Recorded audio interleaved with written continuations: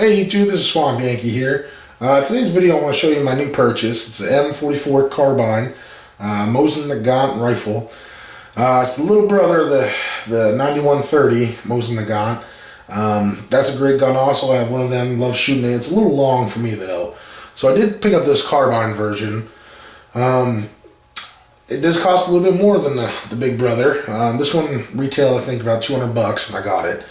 I know you can buy the 9130s for about 130, 140 give or take, depending on where you go. It does shoot the 7.62 by 54R cartridge. Big cartridge, nice cartridge, been around for a long time. Very reliable cartridge. You can pick up some surplus stuff relatively cheap still, if you can find it, which is getting a little bit harder. So if you do have one of these guns, I would definitely suggest picking up some more ammo for it. Overall, real quick about this gun, I know there's tons of videos out about the Mosins on YouTube, so I'm not going to go into the nitty-gritty details of it. Like I said, I just bought this gun because I thought it looked really pretty good. Actually, I wanted something a little bit smaller, a smaller rifle.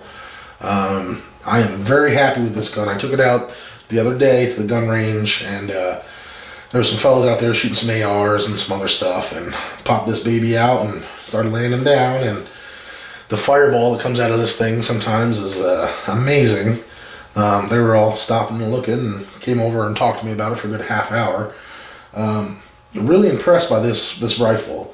They do have a lot of knockoffs. I know the Chinese make a Type 52 or something, I believe. I'm not too sure on that one, but it's pretty much the same thing. I guess background history of that, when Russia was upgrading to the SKSs, I believe, they shipped all their Mosin Nagant equipment down to China, and of course China started producing them like crazy also. This one is a, let's see here, I think it's 48. Yep, 1948 was the year this one was made.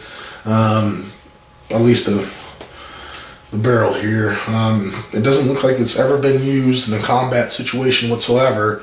When I first got it, it was pretty much packed in Cosmoline. It took a good 2 days to actually clean out all the parts and get it somewhat functionable. When I got it, I didn't really care for the varnish they had on it. It was like a reddish varnish, but it was all peeling and it wasn't really nice at all. So it did take a little while, and I stripped it down, sanded it. I put a Mission Oak Midwex polyurethane varnish on it. It's a little bit shinier than I wanted it, but it works. And I mean, there's still some imperfections in the wood itself, but overall in general, I'm pretty happy with this gun. I did upgrade the buttstock. I did come with a metal buttstock. Just put that here. I'm not sure if this is the other one, but it comes with a metal buttstock like this. This baby kicks, period. These ones kick. And this little metal buttstock, I mean, it may be nice to bust the skull open or something, but it does hell to your shoulder. So I did buy this aftermarket rubberized buttstock from AM Surplus, I believe. And it's alright. It's not the best either, but it's better than that metal plate. It didn't come with a strap. It did come with the equipment and the oil can and all that good stuff. But, whatever. Beggars can't be choosers. Getting back to it, it is a 5-shot internal magazine. Bolt action. It does have a straight bolt. I know you can upgrade and get the bent bolt and do all that other stuff. But for a surplus military rifle, why spend the money on it to upgrade something like this? I mean, it is a very good, reliable gun. But if you're going to spend that kind of money for upgrades, you should buy just a brand new gun. Very easy functioning gun. The pull on it is a little long, but it works. Another one about the carbine version. I believe they make an M38. I'm not sure the exact term of it or not. It doesn't come with the bayonet. This one does come with the folding bayonet, the spring action bayonet. It just makes it look really, really, really cool. Not that practical wise, I don't know, but this one, like I said, has probably never been used in any kind of conflict setting.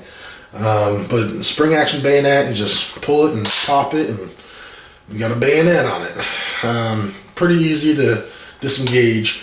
The big one I have, the 9130, bayonet's a little bit harder. I had to mess around with it a lot before I can get it on. It's a detachable. This one's all right together. Throwing it out 50 yards, great grouping, without any adjustments whatsoever.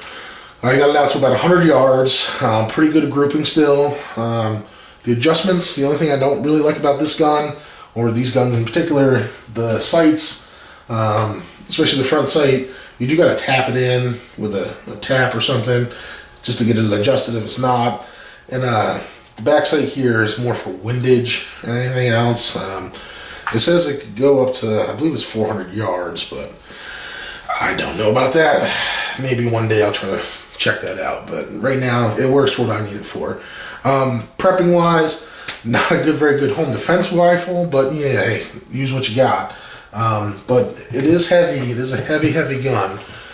So I do suggest you get a strap for it if you're going to be lugging it around back and forth out in the woods. Range wise, not too bad, but anything more than about 20 minutes to a half hour, you're going to be feeling it pretty good. It does kick worth a bitch. It shoots the 7.62 by 54R. So, which I do have a bullet here. It is a very large cartridge. Nice little bullet on here. These are all. This is a surplus one I got.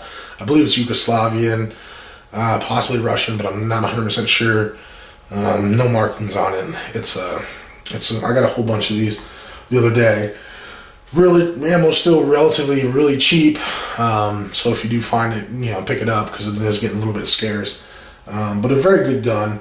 Another reason I like this gun, I know a lot of these, I guess, after production, they were kind of counterbored. This one, I could tell wasn't. Checked a lot of stuff out about that. I couldn't see any counterboring in it.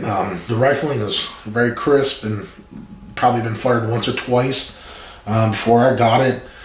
Just for testing purposes. Probably when it was made, it was packed in Cosmoline and stored in some factory somewhere in Russia. It's a Tula. The way I tell it wasn't counterbored. I was always told you take the cartridge itself and pop it in. If it went up to about the neck or so, you could tell it was counterbored. This one barely gets up, so you could tell it wasn't counterboard. I don't know if that's accurate or not, but I could tell it wasn't counterboard, and that's like the cheap way to tell. Great gun.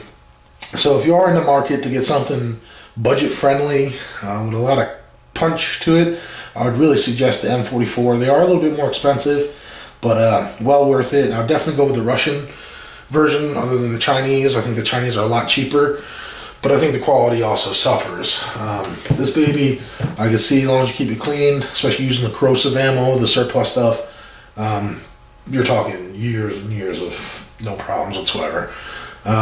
So hopefully this is my quick little vid on my M44 budget rifle. So hopefully it helps out. Like I said, I'm not going to go into detail. If you do have questions, email me or whatever, and I can go into a little bit more detail of my experiences with it. But there's tons of videos on YouTube about it.